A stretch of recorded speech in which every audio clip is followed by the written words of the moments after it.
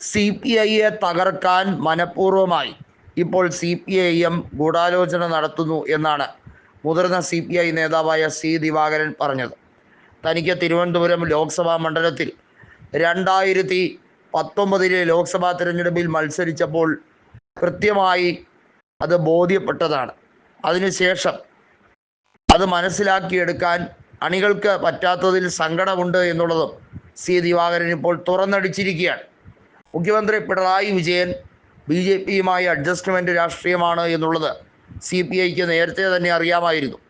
മുന്നണി മര്യാദയുടെ പേരിൽ പല കാര്യങ്ങളും സഹിച്ചും ക്ഷമിച്ചും ഇത്രയും നാൾ ഇരുന്നു. ഇപ്പോഴിതാ CPIക്ക് LDFിൽ കൊടുക്കുന്ന കോട്ട, അതായത് അസംബ്ലി സീറ്റുകൾ 27 എണ്ണമാണ് നിലവിൽ കൊടുത്തുകൊണ്ടിരിക്കുന്നത്. അത് വെട്ടിച്ചുരുക്കി 24 എണ്ണമാക്കി, അതായത് 3 അസംബ്ലി സീറ്റുകൾ തിരിച്ചു വാങ്ങാനുള്ള ശ്രമമാണ്. CPI സ്ഥിരമായി മത്സരിച്ചു കൊണ്ടിരിക്കുന്ന സീറ്റുകൾ അവർക്ക് വിട്ടുകൊടുത്തില്ലെങ്കിൽ അത് CPIയെ തേജോവധം ചെയ്യുന്നതിന് തുല്യമാണെന്ന് C ദിവാകരനും അതുപോലെ തന്നെ മുല്ലക്കര രത്നാകരനും ഒക്കെ തുറന്നടിച്ചിരിക്കുകയാണ്. നമുക്കറിയാം, മുല്ലക്കര രത്നാകരനും C ദിവാകരനും VS മന്ത്രിസഭയിൽ ക്യാബിനറ്റ് മന്ത്രിമാരായിരുന്നവരാണ്. VS അച്യുതാനന്ദൻ 2006 മുതൽ 2011 വരെ മുഖ്യമന്ത്രിയായിരുന്ന കാലഘട്ടത്തിൽ C ദിവാകരനായിരുന്നു ഭക്ഷ്യ സിവിൽ സപ്ലൈസ് വകുപ്പ് മന്ത്രി. മുല്ലക്കര രത്നാകരനായിരുന്നു കൃഷി വകുപ്പ് കൈകാര്യം ചെയ്തിരുന്നത്. ഇരുവരും ഇപ്പോൾ സജീവ രാഷ്ട്രീയത്തിൽ ഇല്ല, അതായത് പാർലമെൻ്ററി രാഷ്ട്രീയത്തിൽ ഇല്ലെങ്കിൽ പോലും മികച്ച സംഘാടകരാണ് എന്നുള്ളത് എടുത്തു പറയേണ്ട ഒരു കാര്യമാണ്.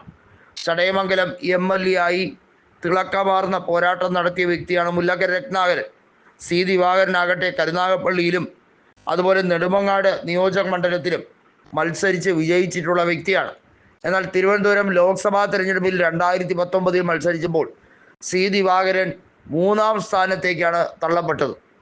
അതിനുശേഷമാണ് C ദിവാകരൻ തുറന്നടിച്ചത്.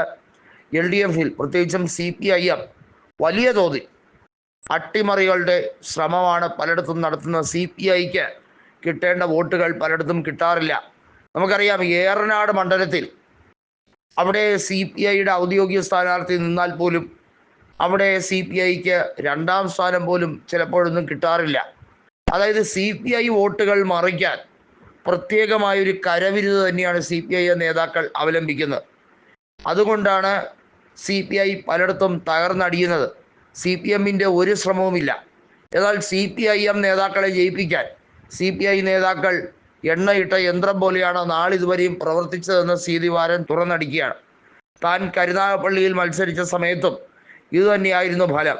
CPM നേതാക്കളെ പോയി കാല് പിടിക്കണം, എന്നാൽ പോലും അവർക്ക് തറയിലോട്ട് ഇറങ്ങി വരാൻ ഒരു വലിയ വിമ്മിട്ടമാണ്. അവരെ വലിയ രീതിയിൽ പുകഴ്ത്തിയാൽ മാത്രമേ അവർ തറയിലോട്ട് ഇറങ്ങി വരിക തന്നെയുള്ളൂ. ജനങ്ങളുമായി സാമൂഹിക ബന്ധം കാത്തു സൂക്ഷിക്കാനൊന്നും അവർ ശ്രമിക്കില്ല. പ്രത്യേകിച്ചും CPI പ്രദാനം ചെയ്യുന്ന മണ്ഡലമാണെങ്കിൽ അവിടെ LDF സ്ഥാനാർത്ഥിയുടെ പരാജയത്തിന് വേണ്ടി പരമാവധി ശ്രമിക്കുന്നവരാണ് CPIMകാർ എന്ന് തുറന്നടിക്കുകയാണ് C ദിവാകരൻ.